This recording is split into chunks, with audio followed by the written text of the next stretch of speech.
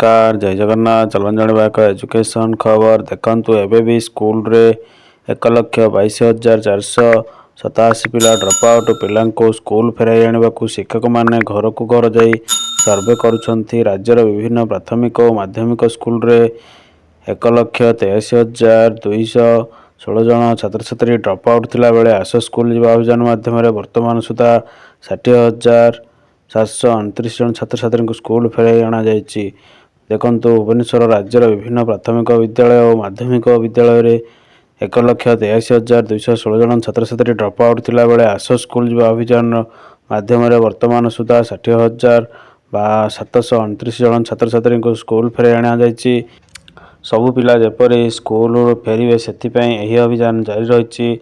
सेहीपरि नवम और एकादश श्रेणी एकाधिक अधिक ड्रॉप आउट हेउथिबारु मेधा सिंह हाथ खर्च योजना रे एससी एसटी पिला वार्षिक 5,000 टଙ୍କା लेखाएं दि जाइछि। सबु स्कूल रे नवम और दशम श्रेणी प्राय 10,80,000 पिला सीएम पोषण मध्याह्न भोजन दि जाउछि।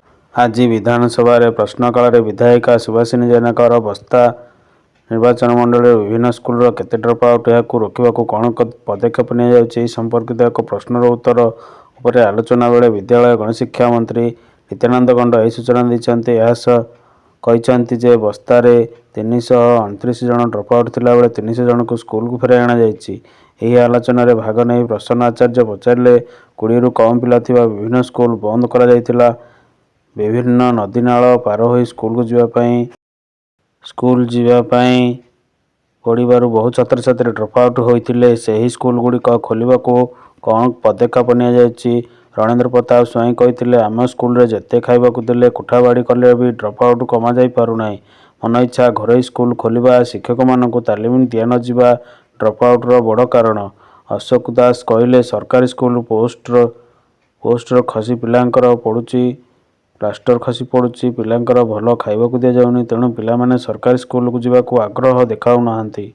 विभागीय मंत्री गंड यार उत्तर देउनथिला बेले प्रमीला मल्लिक कहते जेते पिला ड्रॉप आउट बोली मंत्री कहते हेले यार कारण कहीं खोजुनाहांती। जो पिला ड्रॉप आउट होउचंती सेमानंक परिवार सामाजिक और आर्थिक सर्वे कहीं करा जाउनी। सिद्धांत महापात्र भी तांको अंचल ड्रॉप आउट स्थिति आलोचना करथिले। ए सबरो उत्तर दे मंत्री गंड कहते आस स्कूल जीवा अभियान रे शिक्षक माने ड्रॉप आउट पिलांकर घर को जाई सेमानकर अभिभावक सह आलोचना करुछंती। पिलांको स्कूल फेराई आनिबाकू पदक्षेप नैछंती। आमे स्कूल रे समस्त को मध्याह्न भोजन यूनिफॉर्म बही देउचु छात्रवृत्ति स्थानीय भाषा रे पढ़ा जाउची। सबु ओडिशा आदर्श विद्यालय रे हॉस्टल नथिबारु पिला स्कूल छाडुछंती तेणु सबु स्कूल रे हॉस्टल करबा योजना होइची। आमको 762 पीएम श्री स्कूल खोल मिलिची। 20 रु कम पिला थिबारु जो स्कूल बंद होइतला ताकू पुणी खोलिबा किछि निष्पत्ति होइनी।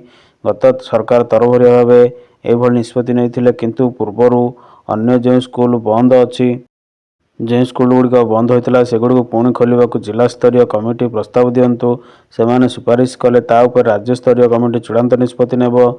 वर्तमान सुधा 46टी स्कूल खोली खूब शीघ्र 4टी स्कूल खोल शिक्षक मानक जातीय शिक्षा नीति अनुसार तालीम दि जाउची। दिव्यांग पिला पढ़ाइबा 1500 जन स्वतंत्र शिक्षक नियुक्ति पाइबे बोली श्री मंत्री सूचना देइछन्ति। जनवरी मास शेष सुद्धा संपत्ति तालिका देवा नहले प्रमोशन बंद। भुवनेश्वर मुख्यमंत्री बड़ एक्शन एणिकी सरकारी कर्मचारी प्रमोशन बंद हेब जदि से संपत्ति तालिका नदेवे तेणु बाबू संपत्ति तालिका नहीं कठोर होइछन्ति। संपत्ति तालिका नदेले सरकारी कर्मचारी मानकर पदोन्नति हेब नाही। साधारण प्रशासन विभाग पक्षरु एने चिठी होइछि।